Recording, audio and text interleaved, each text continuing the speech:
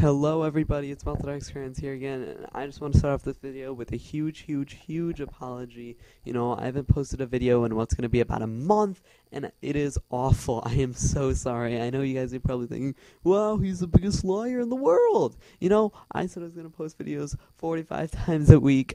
4 to 5, not 45, sorry. And I was going to post videos 4 to 5 times a week.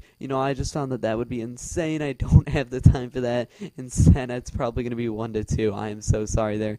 Probably shouldn't be any about a month hiatuses anymore. I'm sorry. This is just hopefully this was a one-time thing.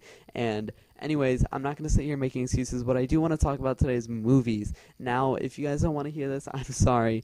But if you do want to hear this, leave it in the comments below, and I could maybe do a new movie series where I just, talk about the new movies, what I want to see, what I've seen, and what looks good and what doesn't. So, what I want to start off with is Skyfall, which is a new James Bond movie. And for those of you that haven't watched my first commentary for that, and I talk about how I love James Bond. I've watched all the movies, and I just grew up with James Bond, and I really love James Bond. So anyways, if you haven't seen that, I'll put a link to it in the description below. But anyways, so as you can already tell, I love James Bond.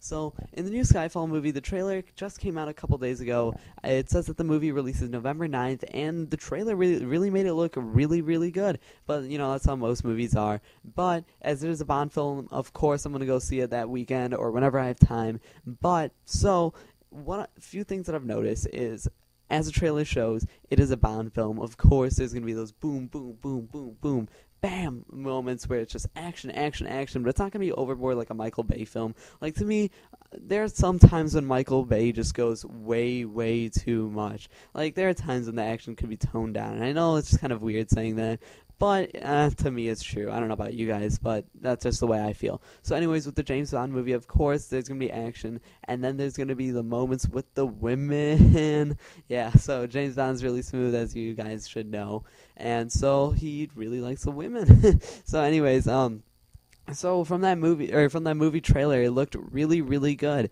but one criticism that I do have, but I don't believe they showed it in the trailer, but I'm not too sure. And so one criticism that I do have is James Bond is drinking beer. What?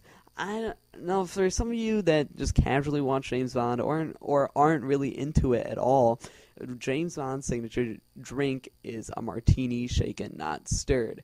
And for him to go out and drink beer, to me, it just, oh my god, it's just so upsetting for me, because that's what he always has. It's just a classic James Bond, from Sean Connery all the way now to Daniel Craig. And by the way, I don't really like Daniel Craig, on a side note. Something about him just doesn't strike well with me. He's not really Bondish to me, not like Sean Connery or Pierce Brosnan or any of the other Bonds. But anyways, that later. So he's drinking Heineken beer, and the reason they did this, from what I read online, was that Heineken had sponsored James Bond, or the new movie Skyfall.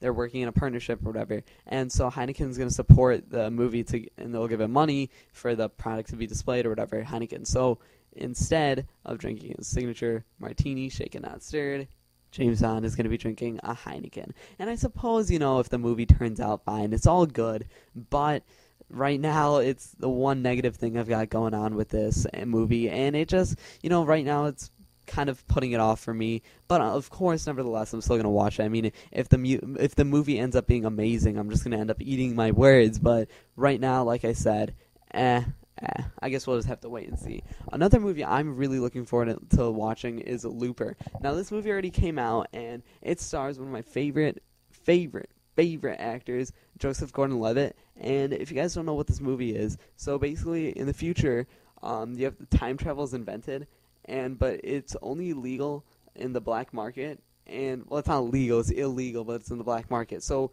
when the mob wants to eliminate someone, they send their target 30 years into the past, where a hired gun, who's called a looper, is waiting to mop the person up and just kill them and just get rid of them. So Joseph Gordon-Levitt is this looper, and so he's doing his job. He's eliminating them targets.